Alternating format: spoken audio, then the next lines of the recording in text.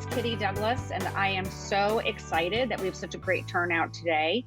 At BigTent USA, we put democracy above partisanship. We're a national women-led voter coalition dedicated to protecting democracy, women's reproductive rights, and our children and grandchildren's future. Today, we are excited to announce our partnership with TurboVote, which allows citizens to check their registration in status in real time. When you visit BigTent-TurboVote, you can access everything really easily. You can make sure you're registered, you can vote early or by mail, and get reminders about your local, state, and federal elections. We know that the Big Tent community is highly engaged, but we all have people in our lives, children, grandchildren, family members, who need a nudge before November. So please share the link far and wide. Thanks to the urging of the Civics Center and Laura Brill in particular, TurboVote even has a pre-registration link for the 16 and 17-year-olds in your life. Getting Jake Tapper to BigTent has been on our bucket list, so we are grateful to the team at the Civics Center for making this event possible. Jake Tapper is a CNN anchor and chief Washington correspondent. He also writes political thrillers right here. So you should run to your local bookstore and grab one of those, and has been active in bringing attention and support for veterans issues. Since 2017, he has organized an annual celebrity eBay auction to build specially designed mortgage-free houses for severely injured veterans of the wars in Iraq and Afghanistan via the top-rated charity Homes for Our Troops, a group for which he serves as an ambassador. Welcome, Jake Tapper. Thank you. It's so nice to be here. I hope your bucket list includes much greater things than me. But let me just say that it is an honor, and obviously, I think one of the great things that's very important as an anchor is we're always talking about voter turnout and comparing the United States voter turnout with that of other countries, and it always compares rather weakly with other countries. And, you know, one thing I think that Democrats and Republicans should be able to all agree on is that we want as many Americans who are legal voters as possible to vote so that the will of the people is reflected.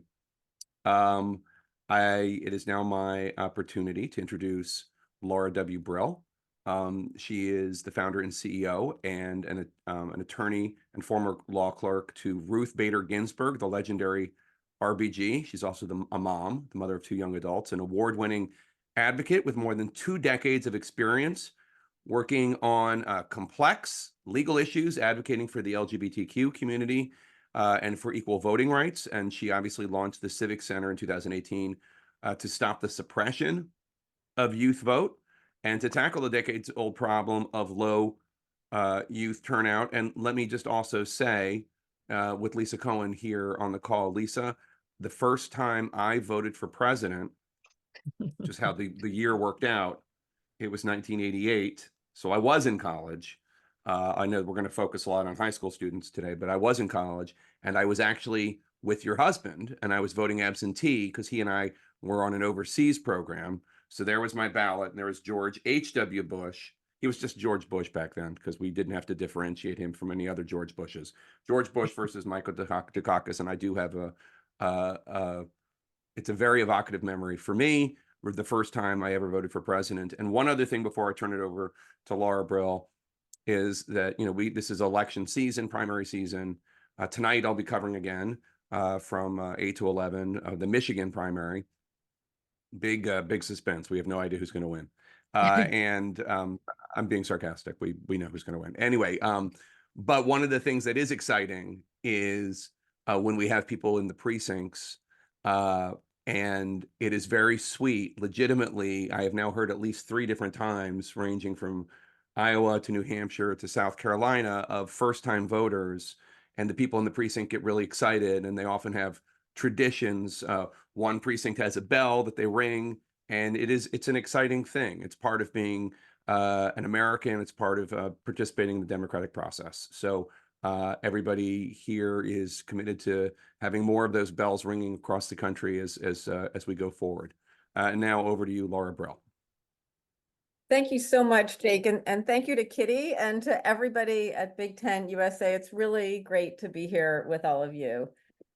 Like Jake said, I'm a mom, a lawyer, and a former law clerk to Justice Ruth Bader Ginsburg. She was one of my inspirations in starting the Civics Center, which I did after the 2016 election. You guys remember that election, right?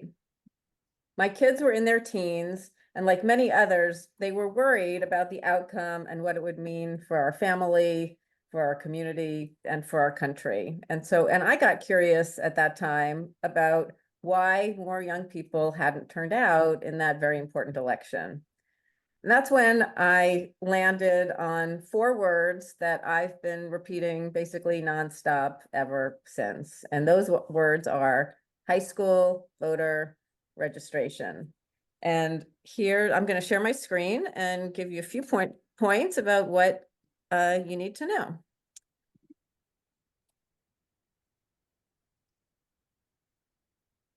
So, sorry. So 4 million Americans turn 18 every year, and I want to start by showing you a small handful of them in action.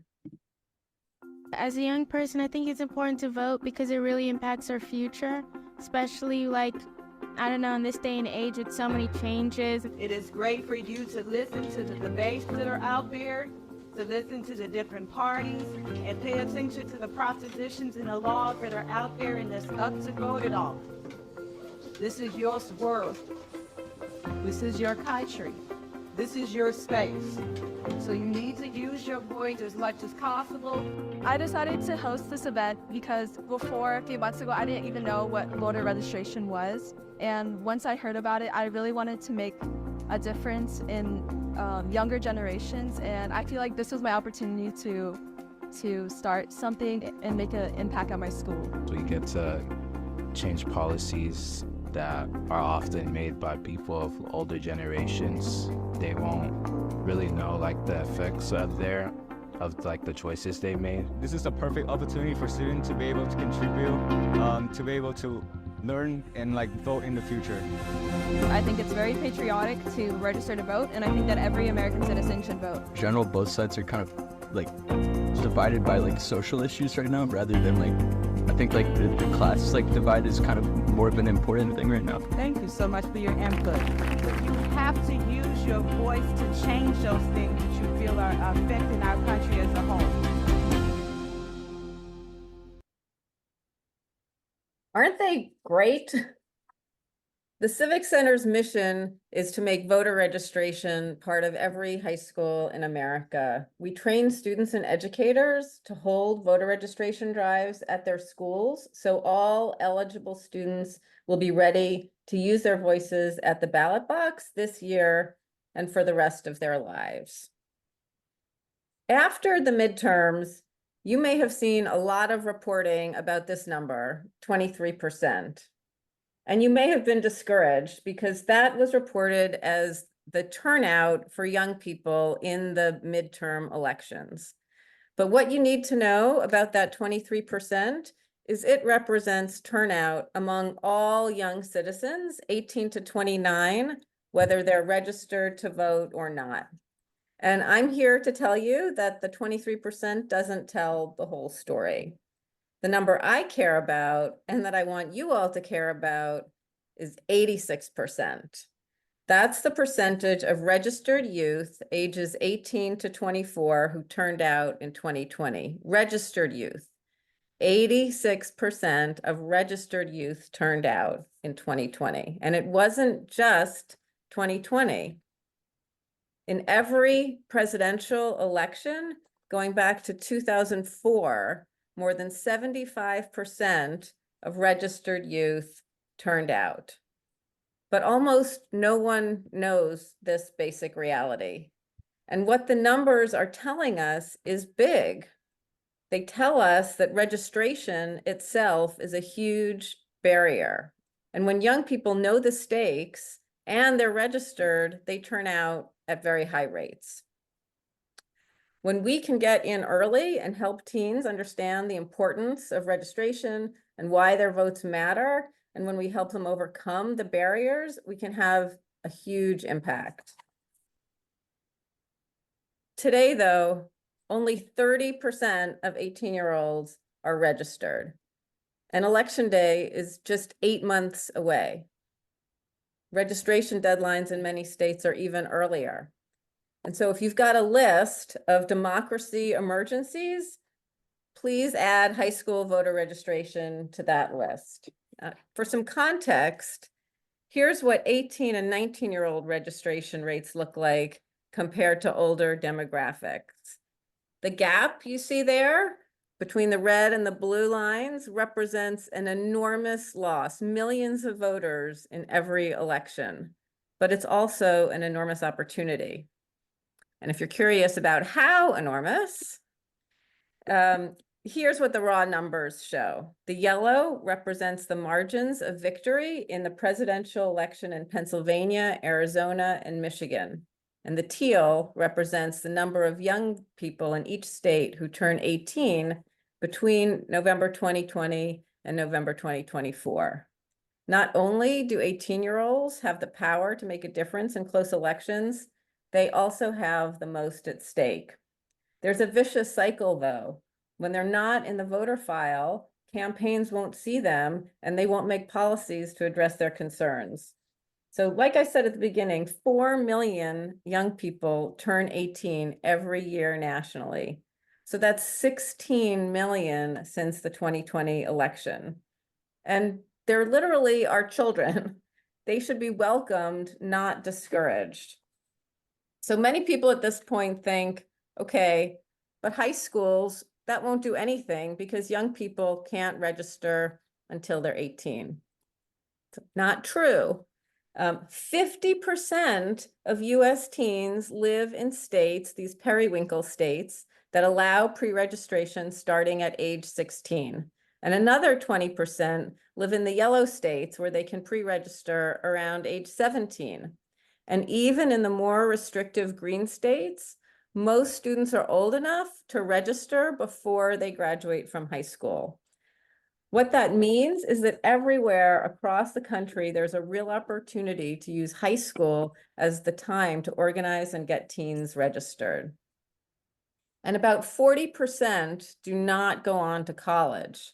For them, high school is the most critical time. It becomes much harder to reach them if they graduate without registering. I just want to pause for a second and say the possibilities for scaling are huge. Almost everyone goes to high school. And it's a nonpartisan educational setting, and it just makes perfect sense. Yet everywhere I speak, people tell me this is the first time they've heard about this problem and the first time they've heard about the opportunity. So if you remember nothing else from today, I hope you'll remember this, that high school is the time and place to help young people register to vote. And so beyond coming and speaking to you here today and telling you this, I'm sure you are wondering what the Civic Center is doing to make this a reality. So we provide free training and resources for students and educators to run twice yearly drives at their schools. We research and publish district level data so communities can see the scope of the problem, how it impacts them, and what they can do about it. And we can track their progress and changes over time. And how do we reach schools? We offer free training for students and educators, and we also pay stipends to educators who want to learn how to embed voter registration and education into their school curriculum and traditions.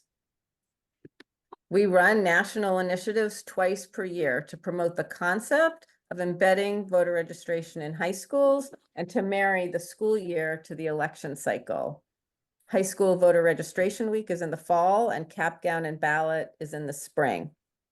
That's designed to make graduation season a critical time for voter registration. And like I said, about 40% of youth do not go on to college. And if we don't help them register in high school, by the time they graduate, it becomes much harder to get them involved. We also developed a way to surface areas of the greatest need. We call this our future voter scorecard, and we use them to measure voter registration and turnout rates of 16 to 18-year-olds at the local level. We use the scorecards to engage communities and to track changes over time. And we know these methods work because we've been studying them. We trained high school students to hold voter registration drives in New Hampshire. And we compared the registration rates for 18-year-olds before the drives and after. We worked with David Nickerson, who's an independent expert on election law. And he concluded that the municipalities with our drives had a 7.4 percentage point increase in voter registration versus the most comparable locations without the drives. And in the voting world, that change is enormous. And we had similar results a year earlier in Orange County, California. And we're doing it now in Arizona, Pennsylvania, and Wisconsin. Here's a great example of how our reports and our programs lead to great press and highlight student leaders. Many young people are very passionate about social issues and political issues, but aren't sure how to actually make change, and voting is the first step in political participation. 18-year-old Paige Westbrook, a South Fayette senior, is one of the organizers of a spring and fall voter registration drive at her high school. Her student committee makes a presentation to all seniors in class, handing out and collecting voter registration forms. One key: it is a student-run program. People can listen to their teachers tell them to vote all day, whether it be their government teachers or their econ teachers or their parents. But when it's coming from a peer who you're handing the form back to, it's a bit more of a process that you know is important because it's something that your peers care about. Michael. So she's so great too. She's from Pittsburgh, and we have much more data and research on our website and our Substack if you want to learn more. So how can you help? One of the biggest challenges that, like I've been saying, is that hardly anyone understands the importance and possibilities for high school voter registration. There are hundreds of you on this call, and these flyers that you see here are sitting on our website waiting for you to print out and distribute to the students and educators in your life. You can go to the link. You don't need our permission, and the QR code will take them to be able to sign up for a free workshop and be able to hold the drives in their high schools. You can ask people to post them around their schools, put them on your social media, and encourage them, because we want students to get trained to run drives this spring and then again in the fall before deadlines. And at a basic level, the reason you're here today is that someone you trust invited you. So my biggest ask is really that you invite somebody else and engage them in this conversation. The beauty of this is that once schools have practice, they can run things on their own, and we can move on to schools that need our help. The goal is for this to be a student activity in every high school in America, year in and year out, not just in election years. And it should be like the student newspaper or clubs or sports, something that the kids embrace and do for themselves. If you don't know teens or educators, we know that BigTent has a lot of letter writers, which is fabulous. And we're going to be working together in the coming months on letter writing campaigns that you can all participate in.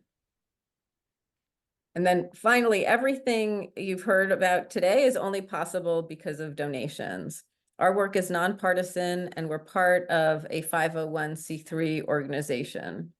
The donations enable us to do the most critical piece of this, hiring the on-the-ground organizers to develop trusted relationships with high schools in key regions so they can get the job done. I just want to close by taking a step back from the details and talk for a moment before we get into Q&A about the heart of all this. And just to reiterate that it's about our kids. It's your kids, it's my kids, but it's really about everybody's kids. It's about how we set them up for the future. It's about how they learn to participate and to work out priorities. It's about their capacity to see one another as equal and worthy. And it's about how we make decisions as a society and how those decisions impact them.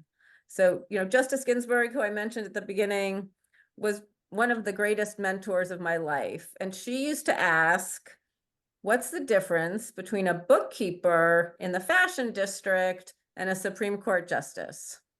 So you ready for the answer? One generation.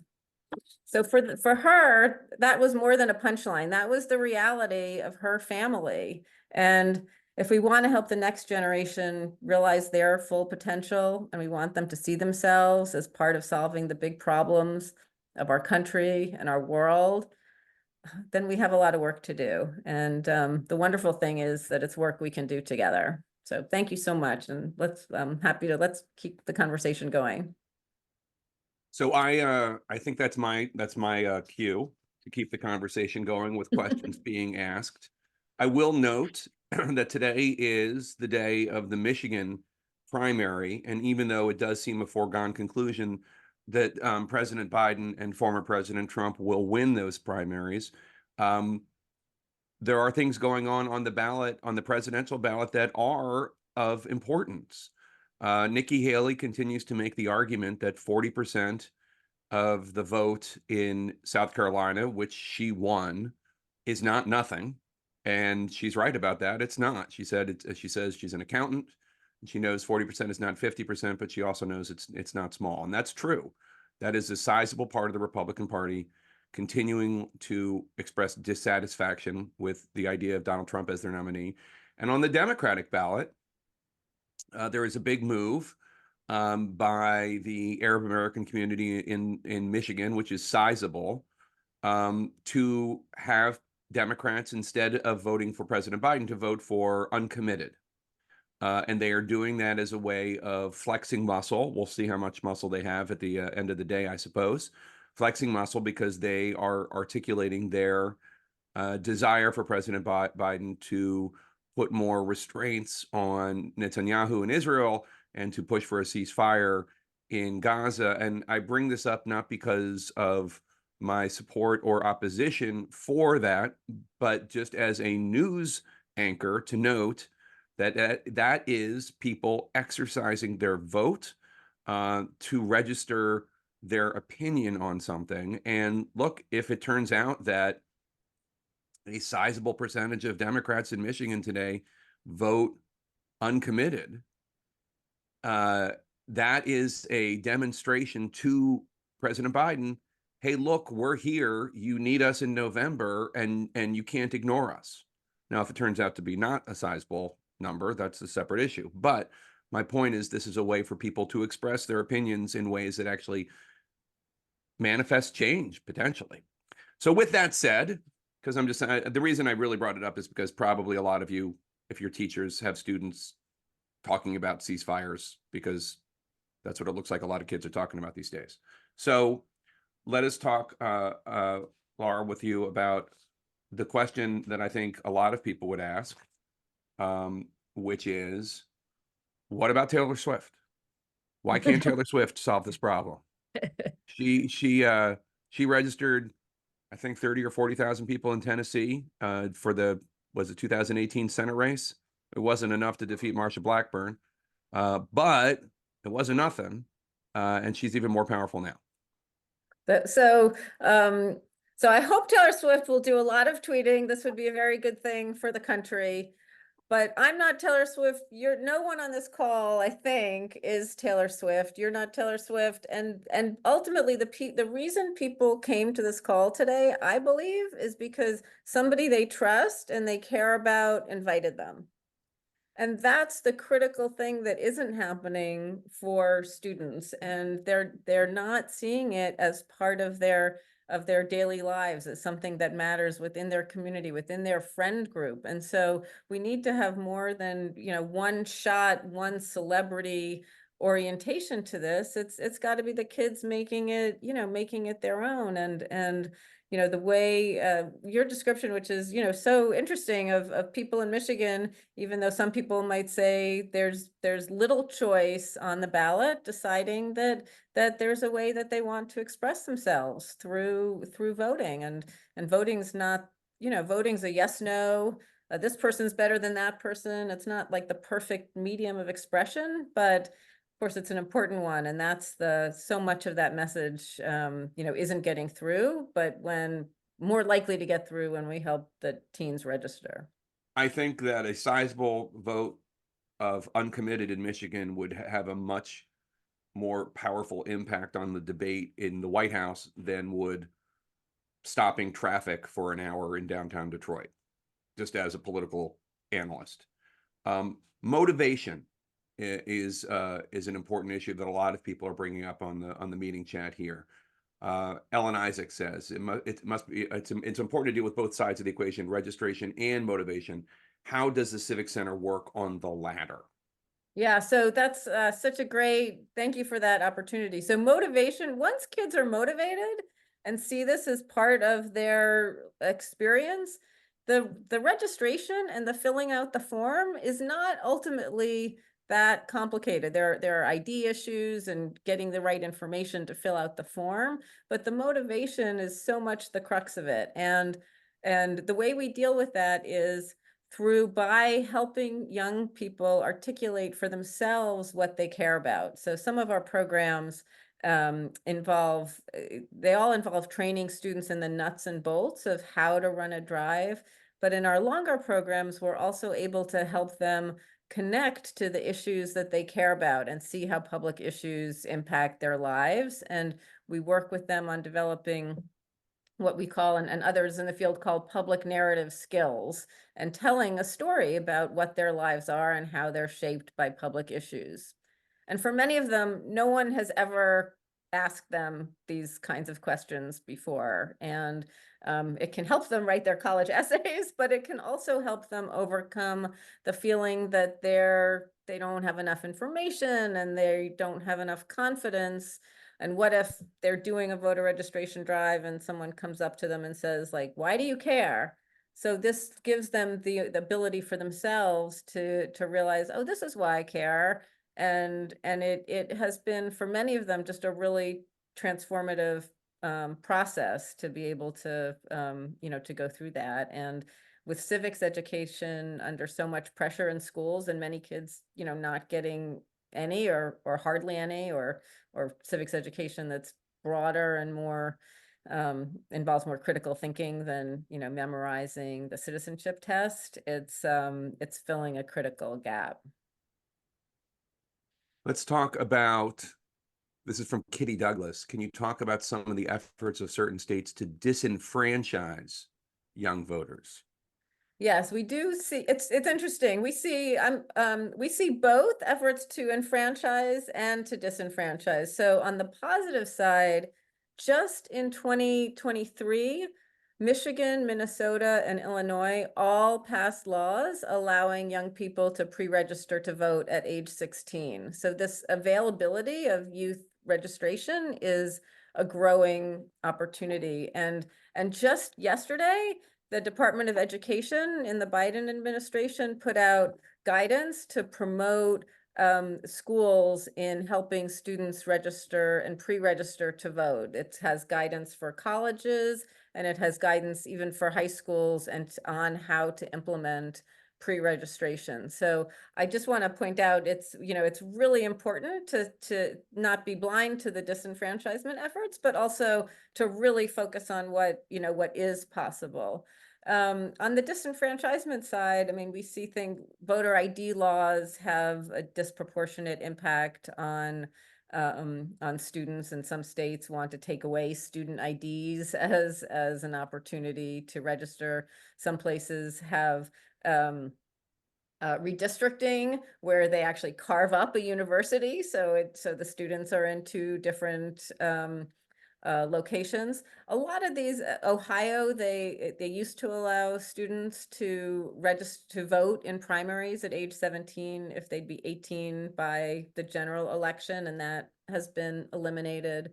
So there's any number of ways that people can make it harder for their own children to participate. But as I said, it's we want to focus as much as we can, both on those barriers, but also on taking advantage of what's possible. So some of us are old enough to remember a thing called motor voter, where when you register for your driver's license, you register to vote. And some folks wonder, why doesn't this solve the problem? That's when you're 16. Yeah, so I wish it were solving the problem. And actually, it's been a real shock to me, the extent to which it's not solving the problem. And part of it is that not everybody drives, and fewer people are driving today than have in the past. You know, and then in some places, there's misalignment of dates. So young people might get their driver's license at 15 and a half, or their learner's permit at 15 and a half, but not yet be old enough to pre-register, and then not have another motor vehicle transaction for another couple of years. It's interesting. I just came across a few months ago the point that before the motor voter law passed, there was actually a provision in an earlier bill that would have made high schools into voter registration agencies. So we would have had student voter as well as motor voter, and it didn't pass. And then that provision was eliminated. So I think that the numbers are telling us we wouldn't see 30% registration of 18-year-olds if motor voter was working for the youngest voters. So it's just, there's a number of different, administrative reasons or practicality reasons that it's not working. And it's not that I want to get rid of it. I think it's great, but you wouldn't have 30% if that was sufficient. Laurie Ann Preston asks, are there specific states you're focusing on? And besides money, how can a person help?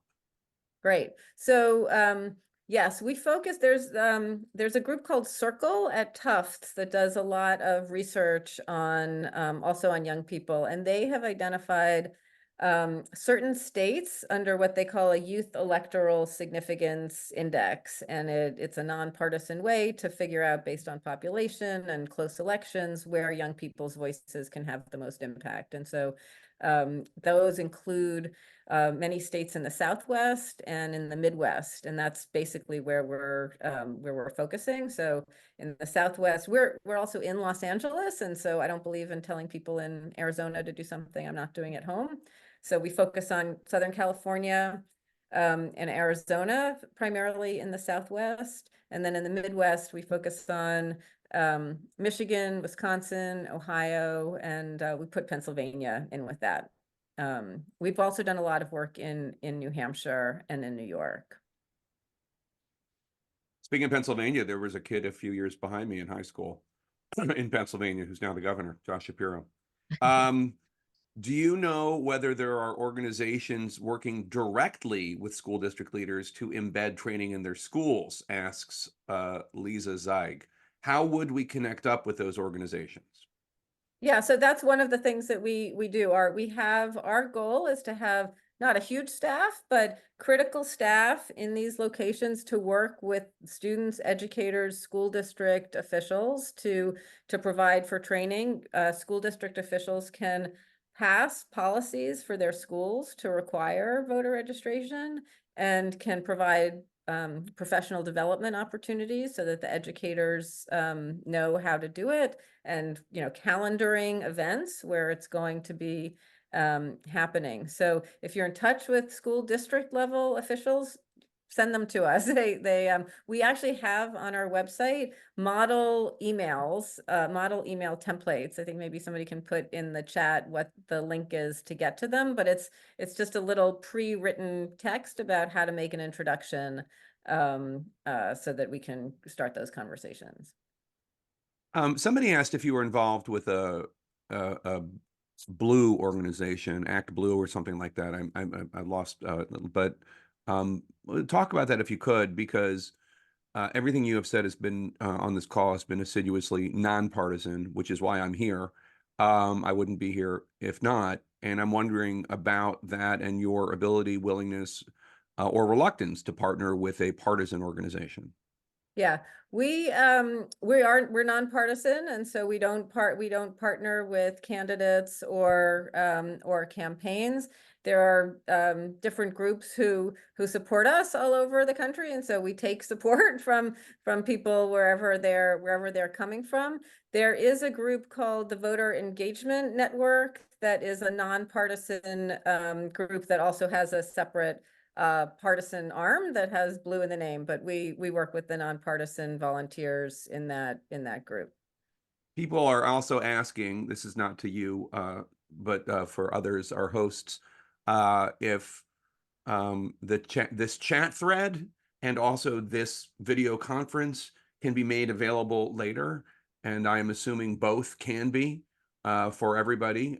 So just let us know. Oh, there's somebody Yes, on the I think phone. that's right. I think BigTent is going to make it available. Yeah. Yes, we'll send everything in a recap email, Jake. Okay, cool. How did you come up with the idea?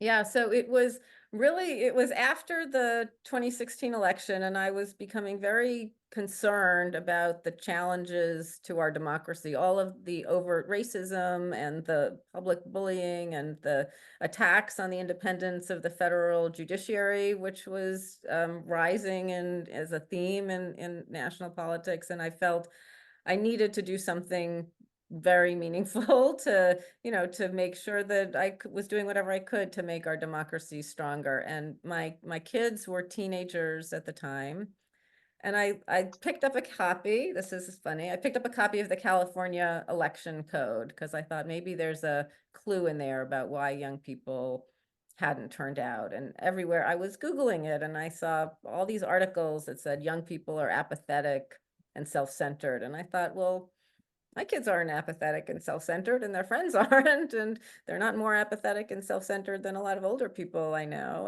And anyway, there in the California election code was this pre-registration law, and I had no idea that we had that in California. And I've done election-related litigation. As I said, having this clerkship experience, I'm pretty involved politically, and it was one of these aha moments of, we have this law, I didn't know about it. I started asking teachers, lawyers, kids. Almost nobody knew about the law. And the more I explored it, the more I saw how it was really something that could be done everywhere. I went to a few other organizations before starting the Civic Center to say, why don't you do this? Here it is, it's hanging right there. And eventually somebody said, we all have our commitments and our budgets, and you just need to start something, and then we'll partner with you. So that's what I did.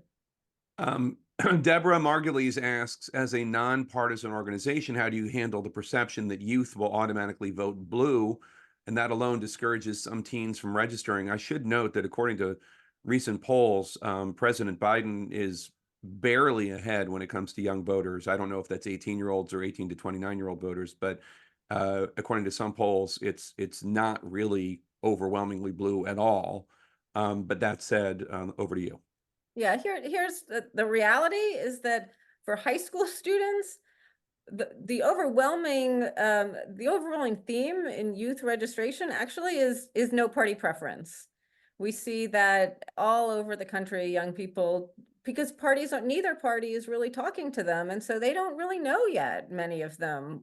They do in terms of additional research. Many of them identify very strongly with particular issues. They care a lot about the climate. They care about not being shot in school. They care about equality issues. It's an issues oriented caring, and so that's what we try to do. We try to talk to them about the issues that they care about, and just stay away from partisanship, both because we're nonpartisan, and also it just doesn't resonate. That's not what they're as excited about.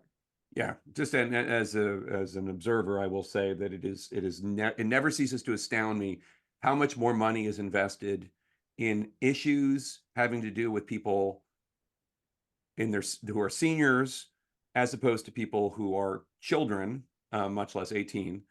And the same is true when it comes to investment in medical research. People go where the voices are loudest, and 5-year-olds aren't out there advocating for cancer research for children. Right. It's a And here's, I'm so glad you brought that up, Jake, because here's an example. One of the things that the polling tells us young people care about is mental health, because there is a huge mental health crisis facing our teens and our young adults. And we should be working and enabling them. That is a nonpartisan problem. It's something that affects them. It's something that they're the experts in because they're the ones experiencing it. And so that's an example. And I also one of the questions is, how do we work with high schools and on this issue? Because we have to help high schools understand that, first of all, a lot of the motivation is coming from the students, not from an outside group, and also that they can do this work in a nonpartisan way. And we really emphasize in all of our training, look, we talk about it like this: if you're a theater kid, go and invite the athletes to get involved in this. Bring into this work people who you don't necessarily agree with. And, the people have, as I said, they're developing their own views about the world, and they may not have 100% fixed views yet. So that's the kind of spirit that we try to bring to it within high schools. Sue Mandel is asking a question that's on a lot of people's minds, just in terms of your organization. Can you talk about it, size, budget, and more? Yes, so we have 6 full-time staff now. We have staff in Pennsylvania, a full-time director of education and organizing there, and also in Los Angeles, two of these directors, and they are hiring. We want to hire state directors to have more infrastructure in the states to make these connections, because the biggest part of our budget and the biggest lift is going to relationship building and helping people understand how they can do it in their schools. And we have two part-time organizers, one in Pittsburgh and one in Milwaukee. And then we have a full-time person whose job is solely directed to educating teachers, connecting with teachers and administrators.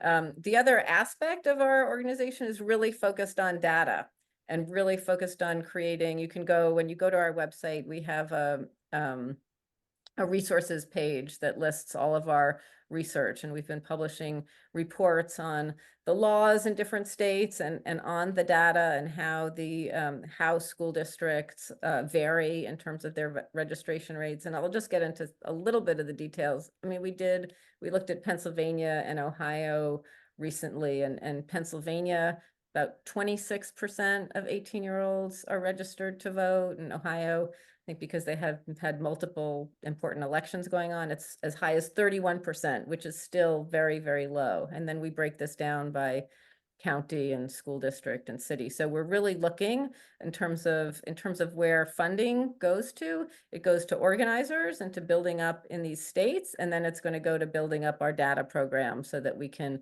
create this reporting on a more regular and continuous basis. And then our budget last year was just over $1 million, and it came from a variety of sources: foundations, individuals, donor advised funds, family foundations.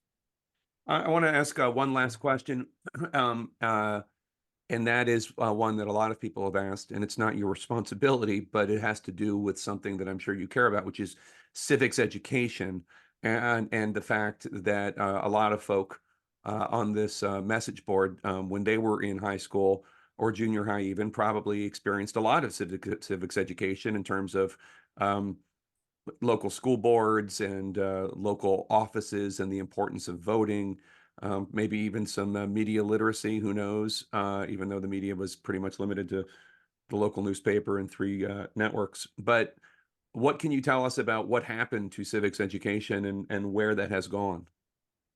Civics education has been just gutted across the country, and I sometimes think it's because with the rise of STEM, they were looking for places within the curriculum to cut, and that's one of the things that got cut. And one of the interesting things is we've looked at what's going right in the school districts that have really good youth registration and turnout. And across the board, it's that they have good civics education and they have a program that's focused on getting the young people there registered to vote. So, but too much, it's like, is there an AP government teacher who cares? Is there an econ teacher who cares? And, maybe yes in this school and not in others. And, almost definitely, much less likely in under-resourced communities. So it shouldn't be that, haphazard and fractured. It should be, something that we're all doing. One last thing for me, which is Mary Scheib says the data Tapper cites about young voter support for Biden is cherry-picked from what I hear. I'll just say, I don't know if it's cherry-picked, but it's early yet when it comes to polling. And right now, the difficulty in polling is the difference between registered voters and likely voters. And the most important numbers when it comes to polling, however much you support or believe in polling, which for me is not very much, but the importance numbers when it comes to polling is likely voters, not necessarily registered voters. I know this call is about registering voters, but in polling, it's about likely, and there's a big difference in discrepancy because people are trying to figure out who is actually going to be voting in November, and that has a lot to do with motivation and how the next 8 months go. In any case, Laura, it's been a real honor asking you these questions. I've learned a lot, and I appreciate the opportunity from BigTent and from everyone else. So thank you so much, and good luck. Go get those young people voted, registered. I mean, go get them registered so they can vote in November, and we can have more Americans actually having a say in who runs this country. Thank you so much, Jake. Thank you so much for being with us today and for the wonderful conversation. Yes, I want to thank everyone for joining. The chat was really active. It was great to see where everyone's from. There were so many people who are doing the good work of democracy on this call, really engaged. So on behalf of BigTent, I want to thank Jake Tapper and Laura Brill for coming today and having such a great conversation about getting the next gen registered and to the polls, because once they start voting young, they will vote, they will be lifelong voters. And I think that that's such a critical thing for us all to do and why we need to invest in the Civics Center. So on behalf of BigTent, thank you all for coming. Jake, Laura, hope to see you soon this year. It's a big one. Thanks, everyone.